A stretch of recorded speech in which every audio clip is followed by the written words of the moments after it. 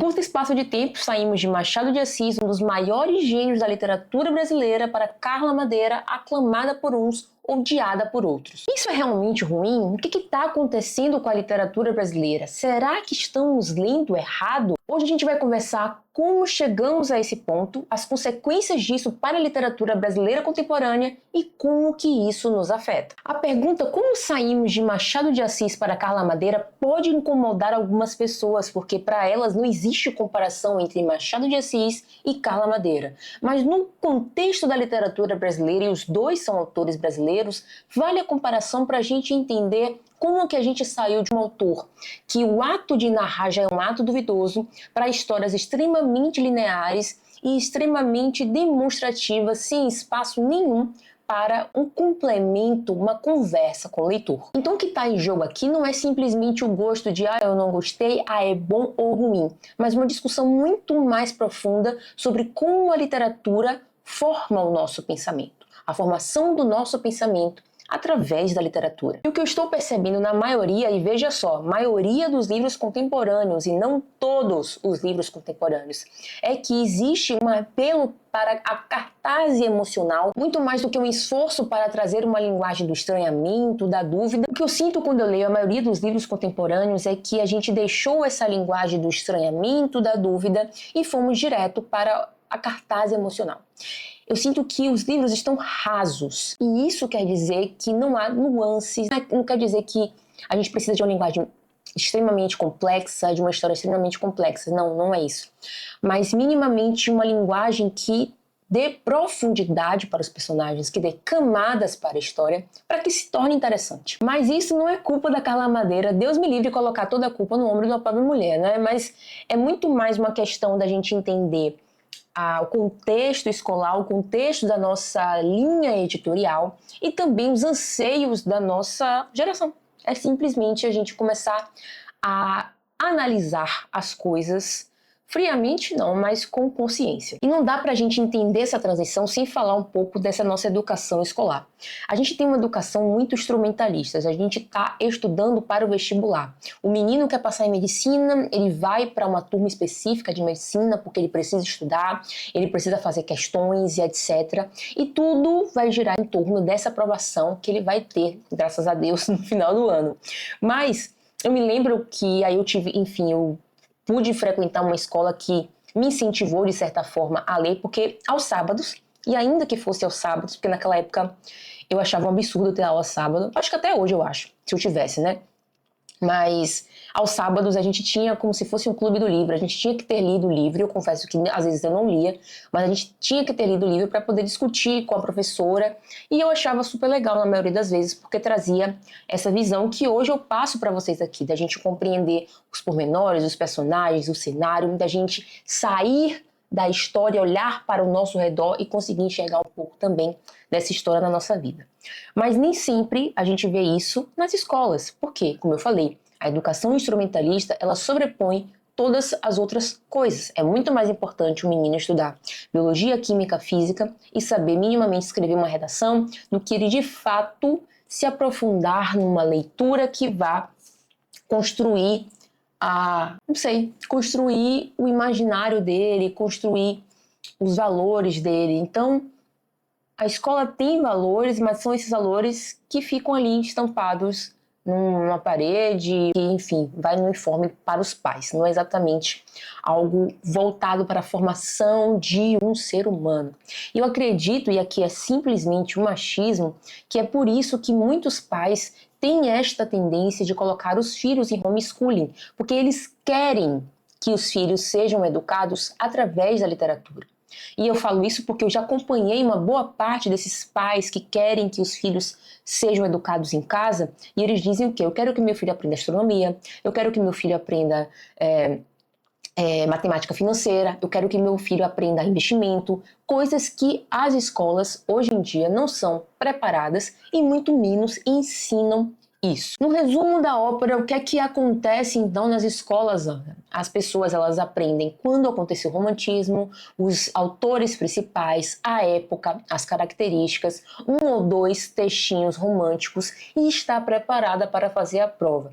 Isso quer dizer que ela é capaz de pegar uma obra e discutir o romantismo? Não, ela não é capaz, porque ela gravou informações. Sim, ela gravou justamente as informações, primeiro, que ela precisa e que cabe a ela naquele momento também. Não é um erro, vamos dizer assim, da escola, porque para onde ela iria fugir? Para onde ela iria fugir se o MEC cobra desse jeito, se o Enem cobra daquele outro jeito? Então, a escola tem um desafio enorme. Eu não sei, sinceramente, como que ela equilibra isso, de formar pessoas ao mesmo tempo que há essas aprovações que precisam ser feitas. Afinal, com um contingente de pessoas que se preocupa com isso, há pessoas que querem isso mais do que se formar como pessoas. Então, eu acredito até que a maioria. Mas é um desafio que a escola precisa fazer. Como educar pessoas ao mesmo tempo de prepará-las para fazer uma prova de vestibular. Porque no final das contas, a gente não pode só saber que Machado de Assis foi um gênio, a gente precisa entender por que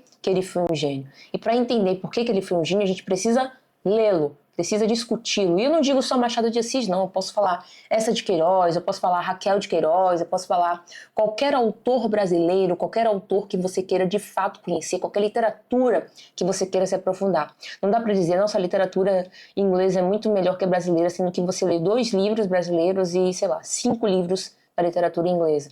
É preciso profundidade, é preciso realmente você basear a sua opinião. E no final fica aquela pessoa que não entende ironia, subtexto, que acha que tudo é literal, que não consegue interpretar um texto, que inclusive interpreta errado. Então vira um médico, um engenheiro, um professor, vira um educador físico, vira um biólogo, mas que no final das contas é uma porta, porque não tem nenhuma faculdade para interpretar a vida e nenhum texto e etc. E o mercado editorial entendeu isso muito rápido. Ele pegou esse vácuo e transformou toda essa leitura rápida, textos ruins disfarçados de autoajuda, em livros best-sellers. Vou dar um exemplo aqui. Imagine aí que você abriu um texto de um livro de autoajuda e nas primeiras páginas você vai ouvir a seguinte história. Um milionário, ele foi comprar pão às 5 da manhã, chegou lá com uma Lamborghini, um carro lindíssimo, saiu do carro e foi comprar o pão.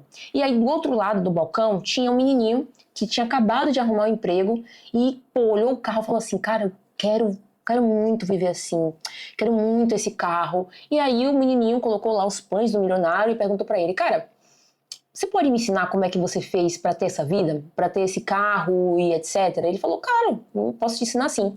Vai amanhã na minha casa às 5 da manhã, que eu vou te ensinar tudo o que você precisa. Às 5 da manhã do outro dia, o rapazinho estava lá na mansão, e aí quando ele entrou tinha lá um jardim, tinha um aquário, tinha um monte de coisa linda na mansão, e ele falou, poxa, que mansão linda. E aí a secretariazinha, né, tava lá e falou assim, olha, fica aqui na sala e já tira aí sua roupa. Aí o cara falou assim, o menininho, né, ué, tira a roupa pra quê? Mas aí ele obedeceu, ficou lá só com a cueca. Chegou um milionário de roupão, descendo as escadas, e falou, caramba, que notícia boa ter você aqui, vamos aprender. Eles foram para a parte de fora da casa e tinha uma piscina grande, belíssima. Isso tudo na história de autoajuda, presta atenção. Tinha uma piscina grande, belíssima, e aí o milionário falou assim, pula. Só que estava um frio, aquela friaca lá, aquela friaca que eu não conheço, mas eu imagino que de manhã em São Paulo, no inverno, faça frio. Então imagine esse cenário no Rio Grande do Sul, whatever. Tá bem frio, o menino vai lá e cai e fala, meu Deus, que frio. O milionário vai lá e cai junto com ele. Aí os dois estão na piscina fria de manhã cedo, 5 horas da manhã. E aí o milionário fala assim, agora mergulha. E aí o menino mergulhou. O milionário também mergulhou, só que o milionário rapidamente subiu e segurou a cabeça do menino debaixo da água. Segurou, e aí quando o menino já tava quase morrendo, ele soltou o menino e fez tipo, meu Deus, tô sem ar, e etc e tal. E aí o milionário chegou pra ele e falou, você precisa querer o dinheiro tanto quanto você quis esse oxigênio. E essa é a lição de milhões que um livro de autoajuda merda vai te dar. Então, cuidado. O mercado editorial entendeu perfeitamente isso. Entendeu perfeitamente que essas histórias que impactam mas que não te acrescentam, vão te dar aquela fagulha de você procurar um bom investimento, de você procurar o melhor emprego, mas que vai ser um fogo de palha. Logo em seguida, você vai deixar, porque histórias como essa não te acrescentam em nada. Não te dão nenhuma lição de vida, não te dão nenhum direcionamento, não te dão nenhuma fagulha de conhecimento útil para mudar a sua vida. Então esse tipo de leitura, e aqui eu estou falando especificamente de autoajuda merda, não funciona. É uma literatura feita especificamente para ser consumida, não é para ser relida. Você vai ler aquele texto, vai ler aquele livro, vai largar lá, vai dizer, nossa, o livro é muito bom. Fala uma frase de efeito, você postou no Instagram, e é isso. No final das contas, esses livros são feitos para se tornarem livros que circulam no TikTok, livros que viralizam no TikTok, de rápida circulação, de consumo instantâneo, ao qual, cara, eu só consigo imaginar, me desculpem, um miojo, tá? Você vai ali, consome aquele negócio de 3 minutos, 5 minutos e acabou. Não tem depois. É uma lógica do marketing aplicada à literatura e é isso que mata. Por quê? Se é simples, se agrada a todos, é bom o suficiente. E esse bom o suficiente que mata tudo, que realmente estraga as coisas. O problema maior, na minha opinião, é que essa simplificação não é apenas estética. Não estamos só escrevendo livros mais simples. Estamos simplificando, estamos deixando de fazer novas conexões e a nossa cognição está indo para o saco.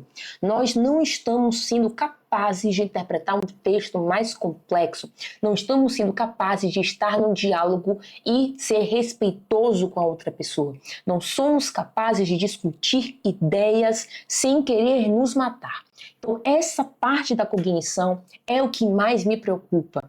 Ter noção, ter respeito e principalmente paciência para ouvir a divergência. Eu não estou falando aqui que a literatura de diversão, que a literatura de entretenimento não seja importante. O que eu estou falando aqui, se a gente resume tudo a isso, a gente vai pro saco assim.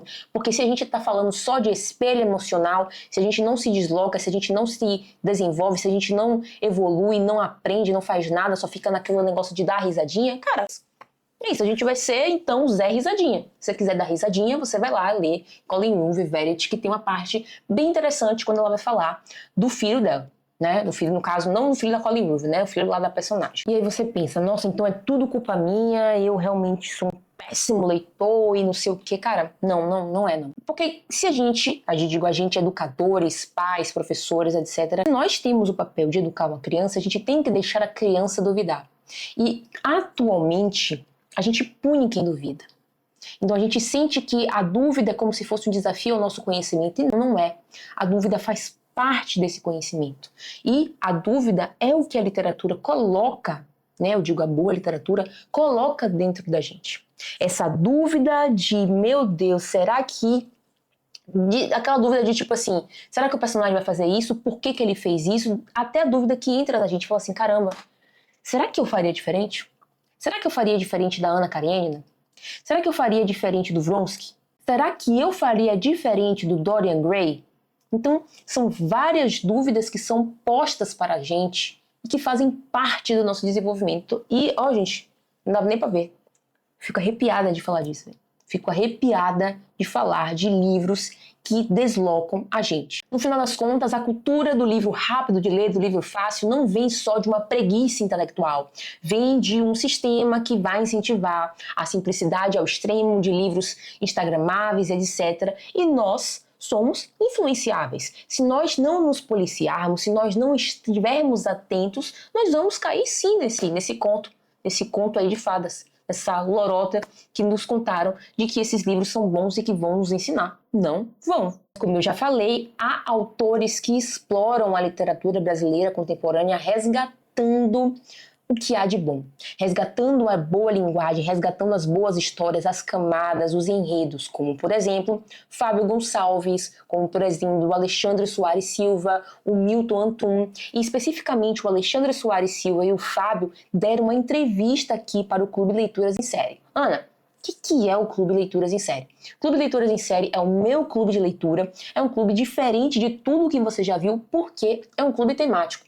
Cada temporada a gente explora um tema diferente para que a gente conheça não só novos autores, mas também discuta os temas que acercam todos esses livros. Dentro de cada temporada nós temos 4 autores e para cada autor você vai ter materiais gravados, materiais ao vivo, materiais imersivos, transcrição de aula e você também tem acesso a um grupo exclusivo para a gente discutir coisas que não dá para falar no vídeo no YouTube porque, enfim, são específicas demais, que tomam bastante tempo e que nem sempre dá para falar em um vídeo. Dito isso, se você quiser conhecer a primeira temporada que foi sobre distopias, a segunda temporada que foi sobre autores contemporâneos, clique aqui no primeiro link da descrição e conheça e venha participar do Clube Leituras em Série. Essa diferença entre pensar e sentir é um ponto central. E aí eu volto a comparar Machado de Assis com Carla Madeira no ponto. Por isso que quando eu digo que saímos de Machado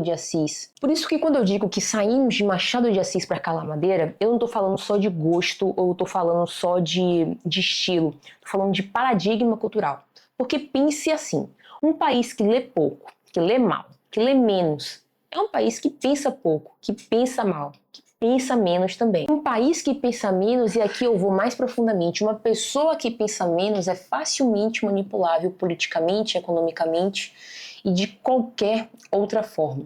É aquela pessoa que vai sentar ali e a primeira coisa que ela vai pensar é qual é a próxima notícia que o Instagram vai me mostrar? Qual é a próxima fofoca? O que o perfil lá Gossip do Dia tem para me mostrar? Sabe? Quem é que eu vou stalkear no Instagram? Qual é a fofoquinha que o Instagram vai me contar?